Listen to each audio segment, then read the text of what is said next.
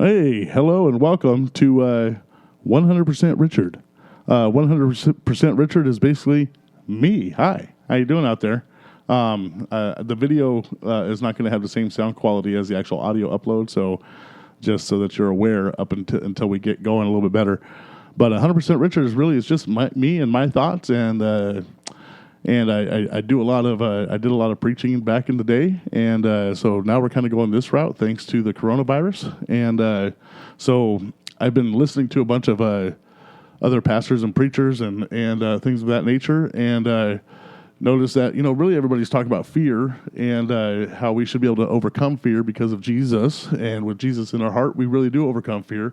We do not have a spirit of fear; we have a spirit of a sound mind, and so as I started to think about fear and the Christian life, I started to think of these three kids, Shadrach, Meshach, and Abednego, and really how fearless they were. Now, this wasn't a virus. It wasn't a pestilence. It wasn't anything like that. But what it was death coming near them.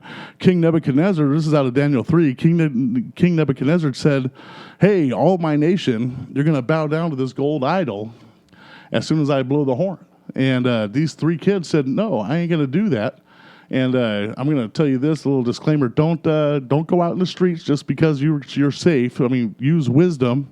And if you got to go buy toilet paper, you got to go buy stuff, go out, take care of that, and get back home. Do what you got to do. But these three kids said, "No, I'm not going to bow down to that thing." And in Daniel 13, the three kids said, "Nope, not going to do it." They were standing up. Everybody else was bowing down. And King Nebuchadnezzar, in his rage and fury, this is Daniel 13, gave the command to bring Shadrach, Meshach, and Abednego. So they brought these men before the king. Nebuchadnezzar spoke, saying to them, "Is it true, Shadrach, Meshach, and Abednego, that you do not serve my gods or worship the gold image which I have set up?" Now, if you're ready, at the time, you hear the sound of the horn, flute, harp, lyre, psaltery, and symphony with all the kinds of music, and you fall down and worship the image which I have made. Good, but if you do not worship, you shall be cast immediately into the midst of a burning fiery furnace. And who is the God who will deliver you from my hands? So Shadrach, Meshach, and Abednego answered and said to the king, "O Nebuchadnezzar, we have no need to answer you in this matter. If that is the case, our God, whom we serve, is able to deliver us from the fiery, burning furnace, and he will deliver us from your hand, O king." These guys were like, "Hey, king, no, I'm not going to do what you're telling me to do because my God is bigger than your gold statue thingamajig that doesn't really do anything because my God's more powerful than an object here on earth."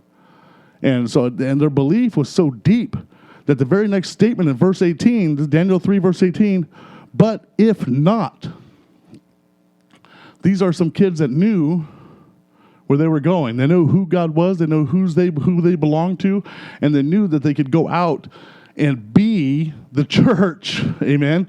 They were saying, "Hey, my God is so big that none of this other stuff matters." That's really what they were saying. And even if he doesn't save us, I'm not going to worship your God. So like I say, don't go out just because, God's going to save me and I'm going to do this. Use wisdom, be smart. There's a difference there, but in their situation and our situation, but we can say, "Hey, guess what?